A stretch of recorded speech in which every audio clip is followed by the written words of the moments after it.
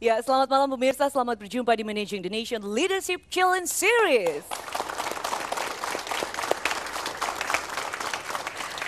Ya, ini adalah sebuah program yang selalu melihat masalah dan memberikan solusi dari sisi manajemennya. Dan kami selalu mengawalinya dengan teori dari guru manajemen sejagat Peter Drucker. Pernah mengatakan bahwa tidak ada negara yang miskin di dunia ini. Yang ada adalah negara yang salah kelola atau mismanage. Sedangkan Pegawai Manajemen Indonesia, Tanri Abeng juga menambahkan, negara hanya akan sebaik pemimpinnya. Dan pemimpin hanya akan sebaik orang-orang yang dipilih dan diberdayakannya. Nah, pada malam hari ini kami mengangkat topik yang menarik sekali. Rontoknya kedaulatan pangan. Beberapa pekan yang lalu kami mengangkat tentang ketahanan pangan, namun kami merasa itu tidak cukup dan belum cukup. Makanya kami mengangkat tentang kedaulatan pangan. Kita tahu bersama bahwa Indonesia sangat sekali tergantung dengan namanya import pangan. Sementara produksi dalam negeri itu sulit kita tingkatkan. Lahan pertanian kita semakin terbatas, banyak sekali lahan yang kemudian beralih fungsi. Bahkan petani kita sendiri itu tidak bisa diberdayakan. Yang akhirnya bisa membuat petani kita kemudian beralih profesi.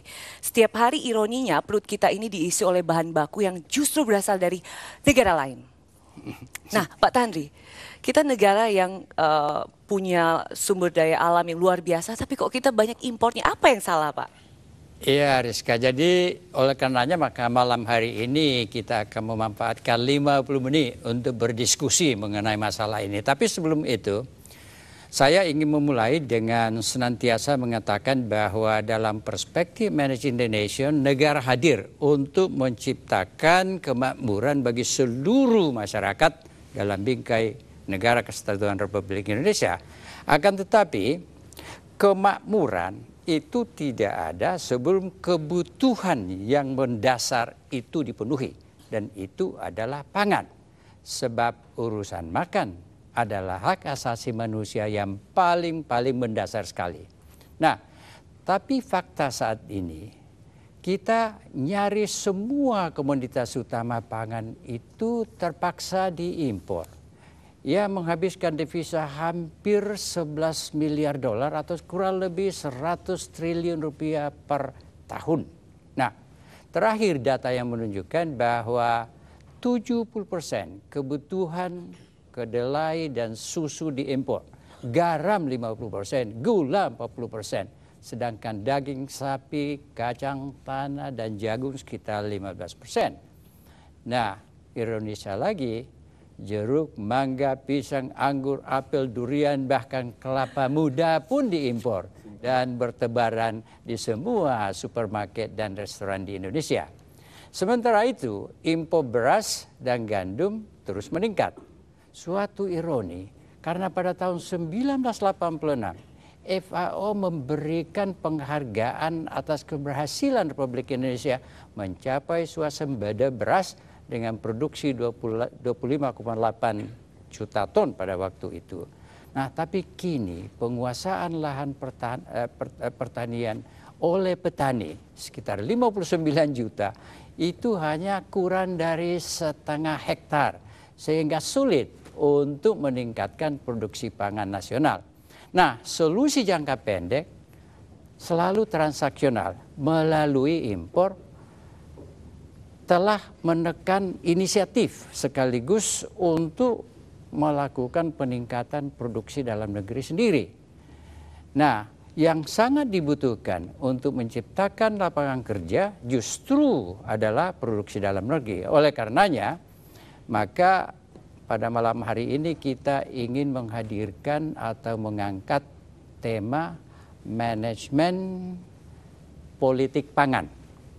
Dan saya kira ini memang menarik sekali. Untuk itu maka pada malam hari ini kita telah menghadirkan 3 orang. Yang pertama, seorang pakar pertanian yang sudah juga menjadi birokrat.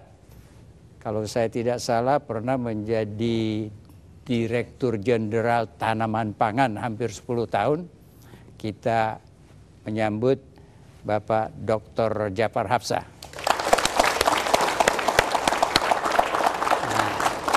Yang kedua, seorang teknokrat yang melalang buana kemana-mana bicara soal pangan. tidak hanya di Republik ini saja. Dan beliau juga adalah utusan khusus Presiden untuk penanggulangan kemiskinan yang terkait pula dengan soal pangan. Kita sambut Profesor Dr. H.S. Dillon.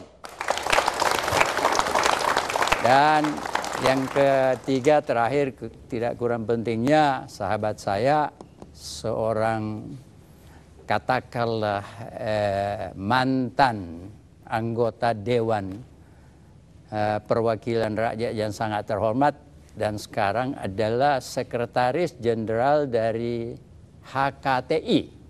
Kita sambut Dr. Benny Pasaribu. Oke, Pak Tanri, tadi kita sudah perkenalkan narasumber yang kompeten. Kalau melihat dari struktur badan ini kayaknya pangannya jelas nih Pak, dan bernutrisi semua. Tapi sebenarnya kita ke Pak Jafar dulu. Pak Jafar, terlalu banyak yang kita impor di sini. Memang nggak ada badan yang menangani ini Pak, sehingga acak kadur gitu loh manajemennya? Jadi begini Riz, Pak Tanri.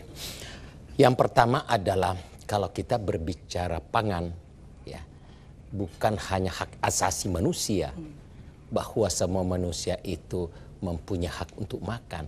Tidak satu pun orang Indonesia tidak bisa harus makan dia. Kalau itu sih pasti Pak, tapi maksud saya, pertanyaan saya itu lebih spesifik, adakah badan yang mengatur tentang ini? Ada. Satu lagi Riz, karena ini penting sekali. Pada waktu kita itu mau ditiupkan nyawa oleh Tuhan, oleh Allah. Pertanyaannya, bahwa saya tiupkan nyawa pada Anda, asalkan ketersediaan pangan untuk Anda. Karena bernafas, ya, bahwa kita hidup memerlukan pangan. Tidak makan 3 hari, mati otomatis tercabut. Di situ persoalannya. Oleh karena itu, persoalan pertanian itu adalah benar-benar adalah hakikat daripada suatu negara. Oleh karena itu, ciri negara yang cerdas adalah apabila dia dapat mengurus pangannya dengan baik.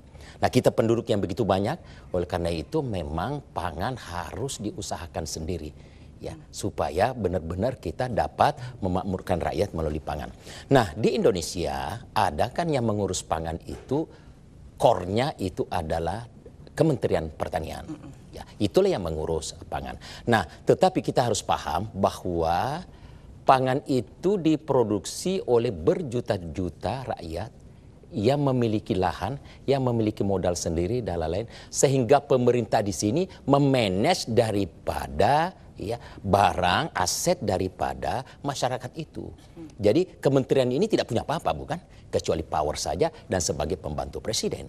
Oleh karena itu, di dalam memproduksi pangan ini memang diatur oleh pemerintah, dan jangan lupa bahwa pangan itu medianya begitu luas, begitu besar, di 20 jutaan, 30 jutaan hektar.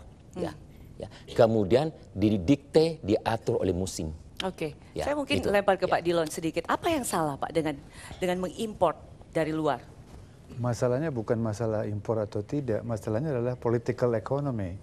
Jadi ini masalah, kalau menurut mazhab saya, dari sejak zaman Belanda sampai kemari, kelembagaan ekstraktif itu nggak kita robah. Jadi orang yang duduk di Jawa ini hanya melanjutkan apa yang dikerjakan kolonial dan feodal dari dulu. Jadi yang masalah paling utama, saya teringat ini Excellency, saya pernah diundang oleh DPR tahun 2005 atau 2004 akhir, dan mereka tertawain saya, mereka bilang, Pak Dillon, begitu banyak PhD di IPB, begitu banyak PhD di pertanian, kenapa jadi begini keadaan rakyat? Karena kalian, saya bilang. DPR tidak pernah menghasilkan satu pun undang-undang yang pro petani maupun buruh tani selain undang-undang pokok rakyat. Artinya regulasinya itu belum benar-benar matang dan tidak pro rakyat, begitu tidak ya, Pak? pernah berpihak pada rakyat kecil dan sangat tidak cerdas kita. Kenapa? Apa yang tadi dikatakan Excellency Tanri? Bahwa kelaparan dan kemiskinan ini erat sekali, bergandengan. Nah, sangat bodohlah kita. Masih kita biarkan seorang pun saudara kita miskin. Selama dia miskin, dia menjadi beban, Excellency. Betul. Kalau kita bersama-sama dia melonggarkan kendalanya, dalam waktu relatif singkat, 5-10 tahun, dia akan berkontribusi. Oke, kenapa salah? Oke, sebenarnya kalau kita cermati dari apa yang sudah disampaikan Pak Dilon, Pak Tandri, bahwa ada catatan di situ regulasinya belum mantap. Ada solusi manajemennya? Jangan dijawab dulu Pak Tandri. Baik pemirsa, kalau kita mengamati tadi ada satu permasalahan yang mungkin akan kita bahas di segmen berikut. Makanya tetap bersama kami, tetap di Managing the Nation with Tandri Abeng.